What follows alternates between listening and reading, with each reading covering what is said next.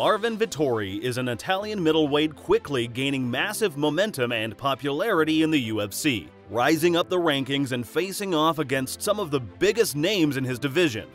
Despite being relatively new to the organization, Vettori has earned a reputation for his aggressive fighting style and bold attitude both inside and outside the cage, paired with an earnest desire to gain MMA stardom. This has made him very exciting to watch, and has given his fans some pretty entertaining moments in the Octagon and in interviews to watch as he crafts his career.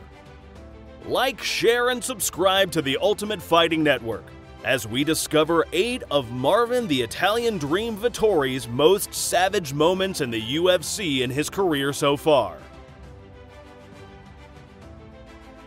Marvin Vettori made his UFC debut against Alberto Uda in 2016. And for most fighters, their debut is a great opportunity to make a splash. Clearly, Vettori understood this. After sizing up his opponent with a few takedowns and putting his grappling skills to good use, he managed to get Uda in a guillotine choke, finishing him in the first round and setting the tone for his rise to the top.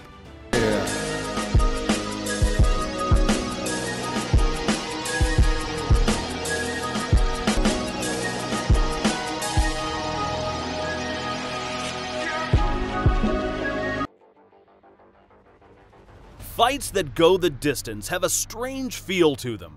Some fans want to see a decisive ending, a knockout or a submission, something tangible. Decision victories can sometimes feel a bit anticlimactic. But with multiple decision victories under his belt, Marvin Vettori has proven that going the distance can not only be an art form, but entertaining as well. In his third UFC fight against Vitor Miranda, Vettori dominated his opponent for the entire 3 rounds. In one particularly savage moment, Vettori used Miranda's own kick against him, turning it into an effective takedown and going on to win that fight unanimously.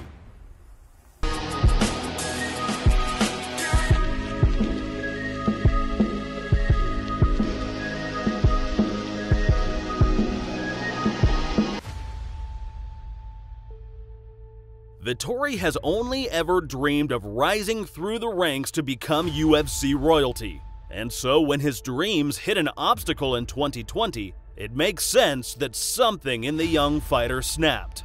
A series of cancellations, changes, and frustrations kept Vettori from progressing, and that made him angry, especially towards opponent Carl Roberson, who missed weigh-in twice before they finally had a chance to fight.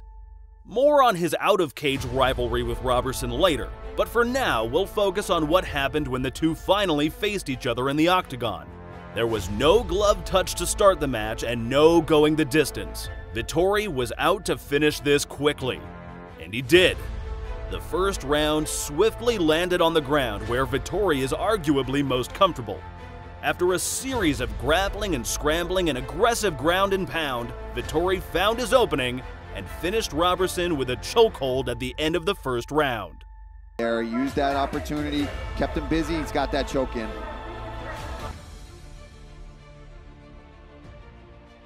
The lead-up to Vettori vs. Jack Hermansson in 2020 was tumultuous at best, thanks to the COVID-19 pandemic and travel restrictions.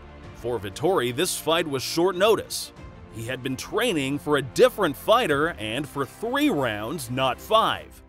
It was a tough fight to predict and didn't seem to have a clear favorite or underdog. Odds makers favored Vettori in part because of his split decision loss against UFC titan Israel Adesanya, but fans and pundits had mixed opinions. Hermansson was the more experienced fighter, having won key victories both in and out of the UFC by that point.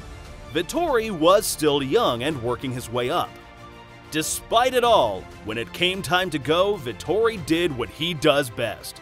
He proved his stamina and skill by going the distance with Hermansson, and came out the victor by unanimous decision, proving that hunger can outweigh less than ideal training circumstances. I improved so much after this fight, and I'm sure he did too, and It's so good to walk away from with a victory.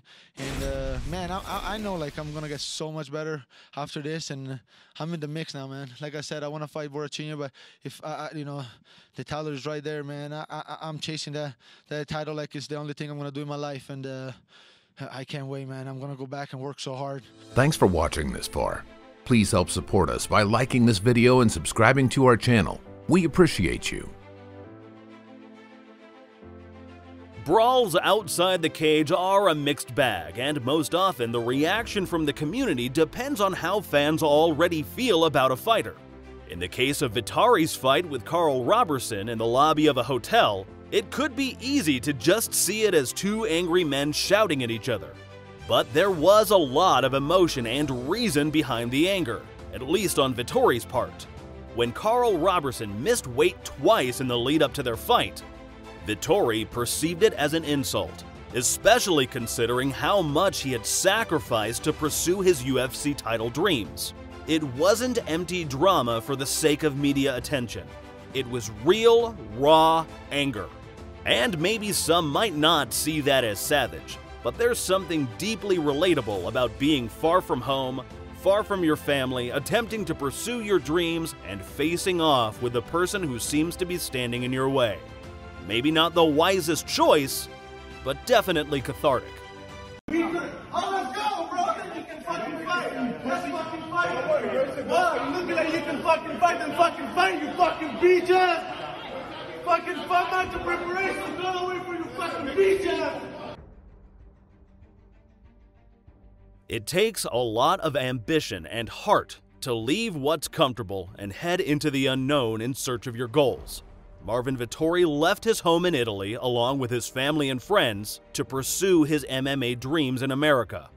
This story isn't entirely unique to him, but it definitely took on a different value when the COVID-19 pandemic hit, forcing him to stay put in the midst of the cancellations and postponements he experienced.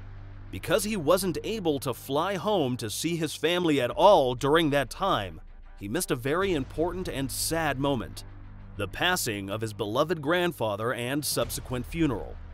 In the aftermath of the Roberson fight, Vettori made a point of dedicating his victory to his grandfather, an act that shows how much he values honor and family.